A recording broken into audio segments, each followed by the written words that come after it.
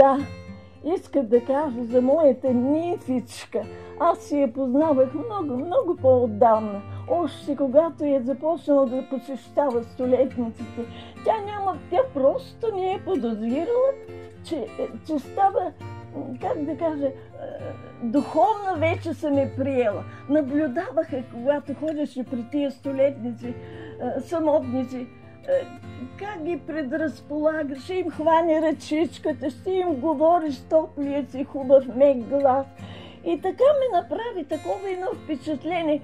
Дори не знам и защо и кога съм ме нарекла моята нимфичка. За мен тя вече беше моя духовно така приета. И презумни ми е минало, че някой ден така ще бъдем заедно двечките. И когато решиха да правят и на мен филмчик с столетница, и тук на прага на вратата Мира застана до мен и аз си казвам: моята нимфичка. А тя ме погледна така очудена, лекичко и усмихната. Тя не може да разбере защо и казвам нимфичка. Представа нямаше, че тя е вътре в мен, тя е приета вече. Ние се познавам, аз се познавам духовно. И след той вече наистина станахме така по-близички и много си я обичам. Моята нимфичка. Баба Дора за мен също остава моята баба, нищо че аз също си имам други баби. Тя е една от специалните ми срещи с столетници, тази, която ще бележи живота ми със сигурност. Сега не напразно аз съм с шапка. Това не е случайно, защото тази 103 годишна жена започна работа в помощ на майки на деца с увреждания, като плете шалове, ръкохватки, одела, шапки и всичко, което може да се продава, така че да подпомагаме майки, които са в затруднение. Тя е пример за това, че човек може да бъде полезен дори в заника на дните си, и не само полезен, може да бъде за пример, както за пример са и другите мои герои в книгата Столетниците. И за сега баба Дора я няма в тази книга, но някой ден може... Късно се запознахме, да. Когато направи откриването на твоята книга, тогава аз присъствах на това откриване. Да. Беше наистина интересно.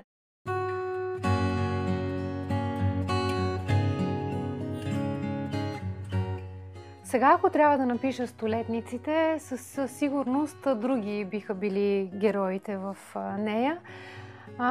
Но на онзи етап, когато седнах да пиша книгата, избрах най-фрапиращите, буквално с уменията си, столетниците, тези с най-бистра мисъл, с най-ярки за времето си възможности, защото след като написах тази книга, срещнах други столетници, които още повече ме впечатлиха с това, което се още умеят да правят в своята 100 годишнина. Например, Бай Васил от София. Онзи ден го видях отново, за втори път се срещнах с него. Той до ден днешен на Абрихт майстори разни неща в своята работилница или пък точи ножовете на цялата захарна фабрика, където живее. Така че, както виждате, 103 годишната баба Дора плете в помощ на майки на деца с увреждания. Въобще умения, които на този етап, когато пишех Столетниците, аз още не подозирах, че притежават столетниците. Така че за времето, когато излезе книгата, това са най-интересните столетници, които бях срещнала до онзи момент. Но има и нови.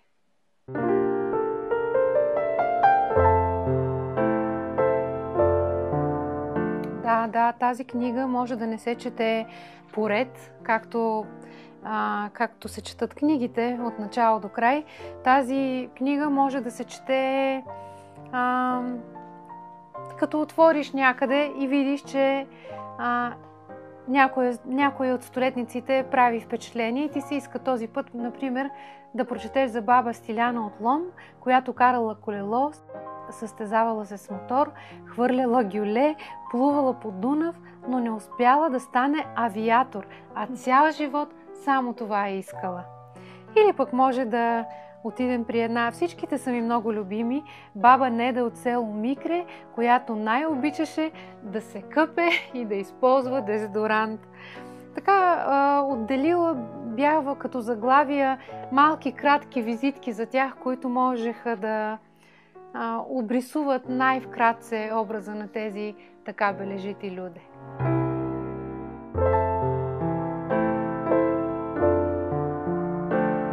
Ами какво да ти кажа? Аз мисля, че през целият си живот се раздавах. Раздавах времето си, раздавах труда си, раздавах спокойствието си, всичко. Ей така да се раздаваш, да помагаш на децата. Разбира се, първо на децата, всичко каквото са имали нужда от мен.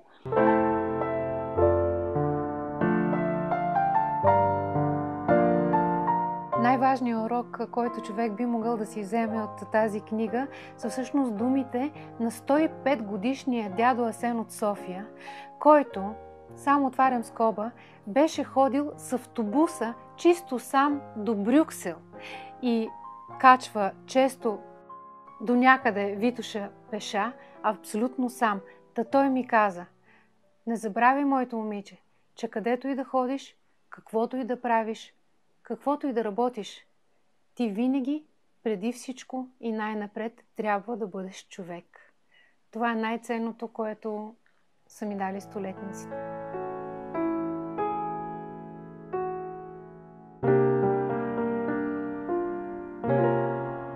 За подаръците на столетниците мога да напиша отделна книга, защото те имат много особени подаръци. Също като светоусещането, техните подаръци не са скъпи и не са някакви неща, които те искат да ми покажат материалното в тях. Техните подаръци са наистина безценни. Аз имам кърпички с плетена дантела отстрани.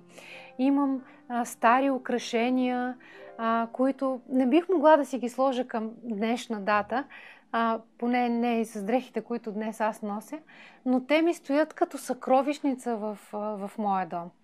И имам, разбира се, както виждате, изплетени възглавнички, ръкохватки от баба Дора, но най-ценното, което имам, са тези дръвчета, които ми подаряват столетниците, когато пътувам в селата и да речем, те имат печка на дърва, дървото като символ на дълголетие и на здраве. Да. Традицията започна от 108 годишния бай Неделчо, за който съм писала в тази книга. Той, понеже много държеше на качествено нарязаните дървета. Сам си ги цепи дърветата, защото обичаше такива малки, красиви дръвчета и ми подари една цепеничка и вика: ей така да си здрава като цепеница. И така тръгна. И от тогава, когато баба Захария ми е подарила това дръвче. Баба Захария, историята й може да прочетете в столетниците.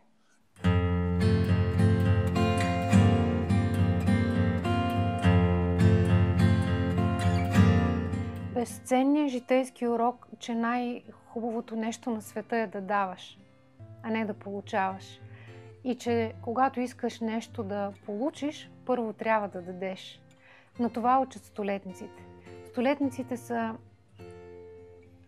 Столетниците са евангелията, които вървят заедно с мен в живота ми. Техните истории с битичко и по съвсем простичък начин ни казват как по-лесно се живее. Просто как по-лесно се живее. С доброто се живее по-лесно. На столетниците не им е останало много от другото в живота им, но най-много, което им е останало, е добрина, приемане и разбиране. И умение да чуят наистина другия какво иска да каже. Това са най-ценните уроци от столетниците.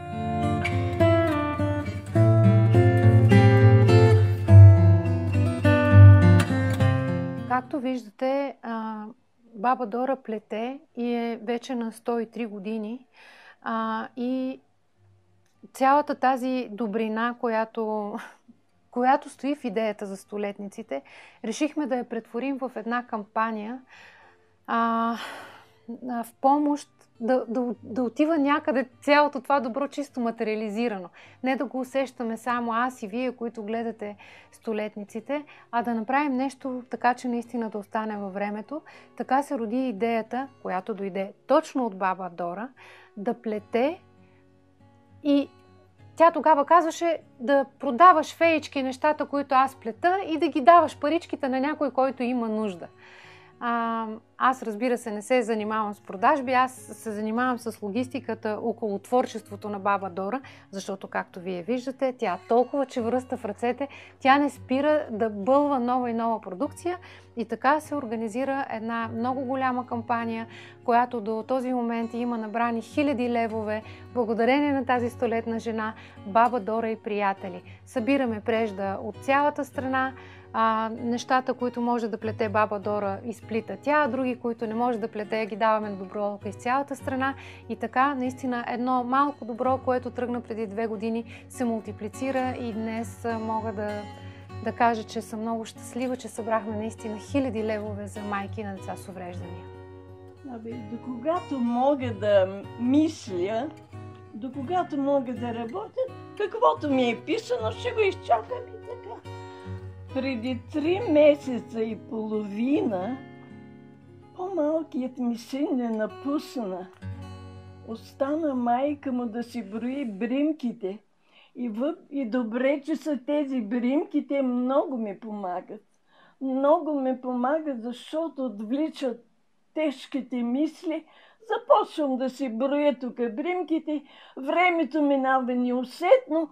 Ето, както казва Емира, има и полза от тия неща. Какъвто живот ми е написан, ще си го доживея до края. Няма как. Каквото е писано, така ще бъде. Това е.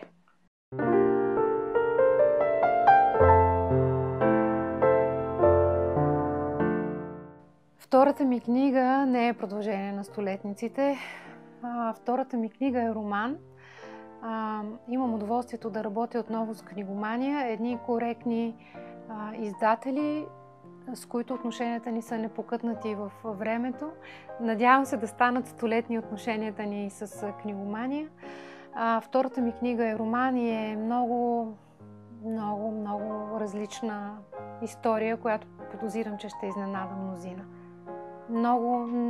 Нищо общо няма с столетниците. Втората ми книга.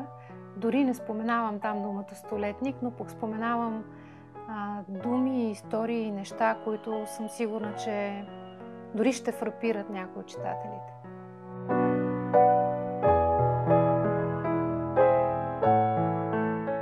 Най-важното в едни човешки отношения, което намирам и в отношенията ми с столетниците, е коректността. Да се замислиш другия как се чувства и какво иска, и ако можеш да му го дадеш. Затова за мен Книгомания са коректен партньор. Винаги съобразяваш се с моите нужди и желания, така както и аз се съобразявам с техните, разбира се. И смятам, че ние сме в едни добри отношения, които се надявам да векуват.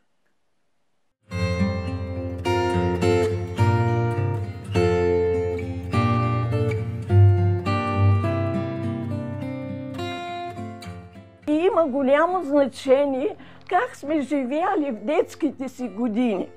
Аз имам сестра 5 години по-малка от мен, брат ми беше 2 години. И ако ви кажа, сега сестра ми на 1 декември започва 98-та си година. Жива, здрава, сама си шета, готви, като мен си поддържа дома.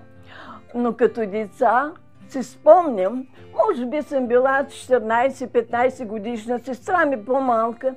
При голяма къща в Павликени имаме, обаче през лятото моите родители по-малки стаички, майка ми се шета на тия стаички, и вечер С сестра ми спяхме на двора, в градината, под един грамаден розов храст.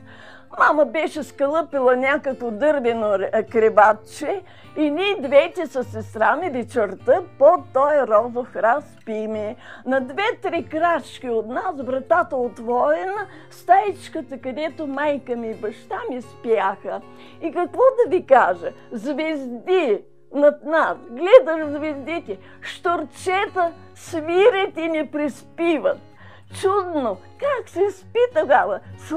Сладко се спи. И за храната да ви кажа, баща ми доста строг беше така, като седнем на масата. Брат ми, сестра ми, аз бяхме, нали, вече доста пораснали деца. На масата няма капризи. Това харесвам, онова не харесвам. Каквото е сложено, всичко се изяжда. И какво да ви кажа? Глава лук, срязан на 4, чукнат малко и лучис. Едяхме лук чесън, тия неща, гъби, охлюби. Абе няма нещо, което там са сложили на масата и ни да не го едеш. Няма приказки, няма капризи. Ей, така сме разнали.